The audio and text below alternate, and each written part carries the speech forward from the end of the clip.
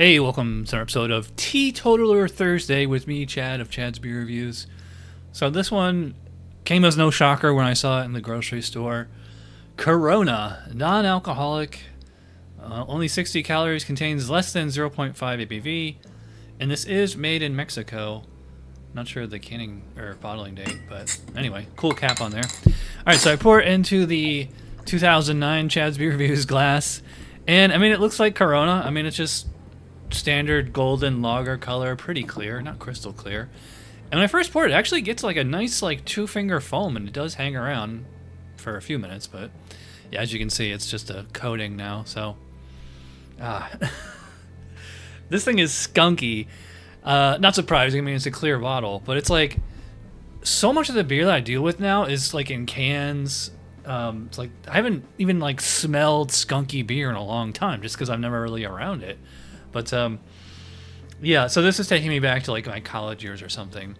I will say it has like a very sweet smell underneath there, very caramelly, or not peanut brittle, but something in that, you know, confectionery kind of smell.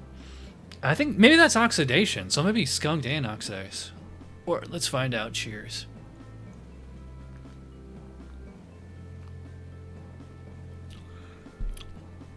Yeah, that.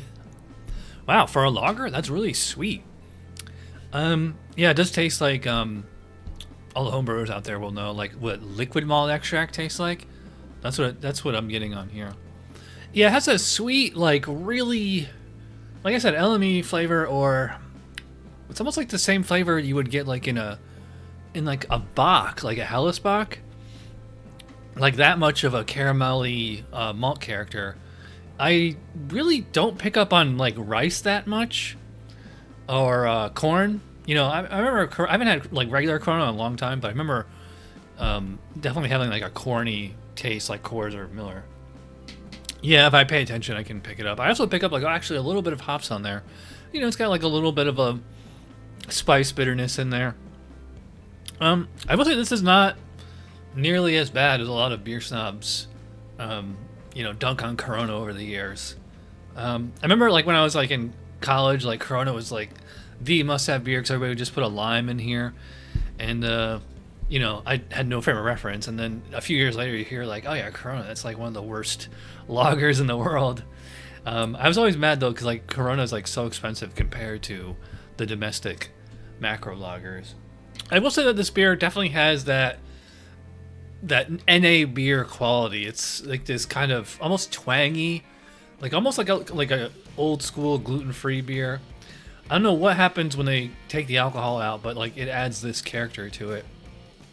It's not that bad. Like O'Doul's is probably the worst, but a lot of modern you know, craft NA beers, you know, they just taste exactly like what they are. So I mean, I would say that the non-alcoholic Corona is probably about 70% the same as the regular. Also, I think like this bottle may be old or something. But yeah, it's like very, very sweet, kind of corny. You know, and obviously, if you're sensitive to skunk, like you will smell and taste that. So as far as my score for this one, I'm probably gonna give it. This is, I mean, I know this is only like episode 4 maybe. This is gonna be my lowest rating so far. I think this is like a 5.5, maybe 6. Yeah, I think maybe 6. I think is fair. I mean, it's definitely very drinkable, and it's actually kind of refreshing because it's like 90 degrees out. In fact, I actually have my sweat rag right here, and I was like, I want to do this Corona video. Hopefully, this will quench my thirst, which it sort of did, but it's like lingering on my tongue, so it makes me want to take another drink. All right, I am rambling. If you watch all the way in, you're awesome. Thanks for watching. I'll see you guys whenever. Cheers.